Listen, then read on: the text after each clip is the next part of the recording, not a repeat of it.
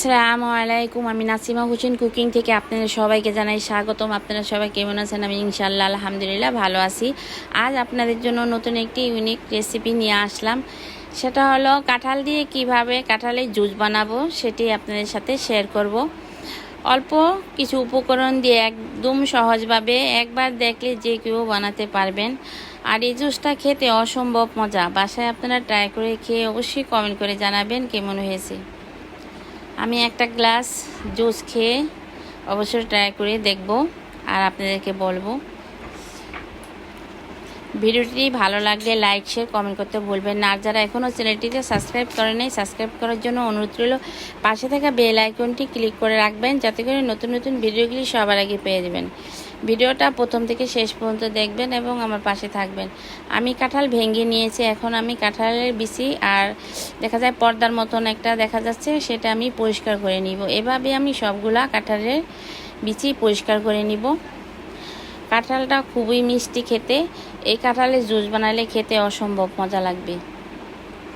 আপনারাও বাসায় এভাবে বানিয়ে খাবেন, দেখবেন যে কাঁঠাল খেতে খুবই ভালো লাগে। এবং কাঁঠাল হচ্ছে আমাদের জাতীয় ফল। কাঁঠাল দেখা যায় প্রচুর পরিমাণে ভিটামিন।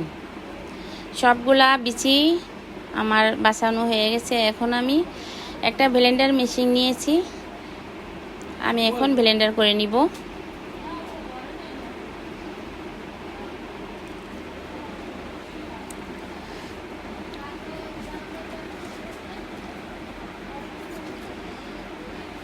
আমি চিনি দিব, কারণ চিনি বেশি একটা দিব না, কারণ কাঁঠালটা প্রচুর পরিমাণে মিষ্টি।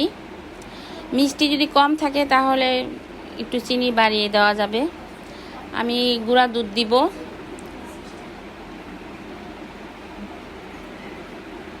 পানি দিব।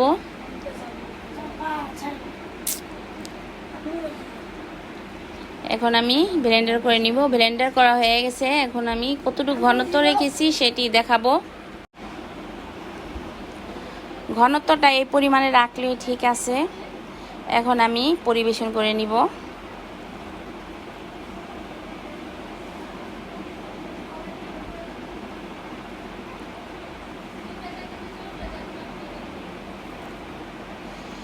ভিডিওটি কেমন লাগলো অবশ্যই কমেন্ট করে জানাবেন। ভালো লাগলে লাইক শেয়ার কমেন্ট করতে ভুলবেন না। আর যারা এখনও চ্যানেলটিতে সাবস্ক্রাইব করেন নেই সাবস্ক্রাইব করার জন্য অনুরোধ রইল।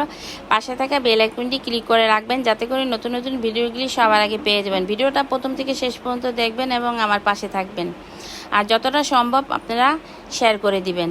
আপনারা দেখুন, আরেকজনকে দেখার জন্য সুযোগ করে দিবেন। আজ এই পর্যন্ত, আবার দেখা হবে অন্য কোনো নতুন ভিডিওতে। ততক্ষণ সবাই সুস্থ থাকুন, ভালো থাকুন। আল্লাহ হাফেজ।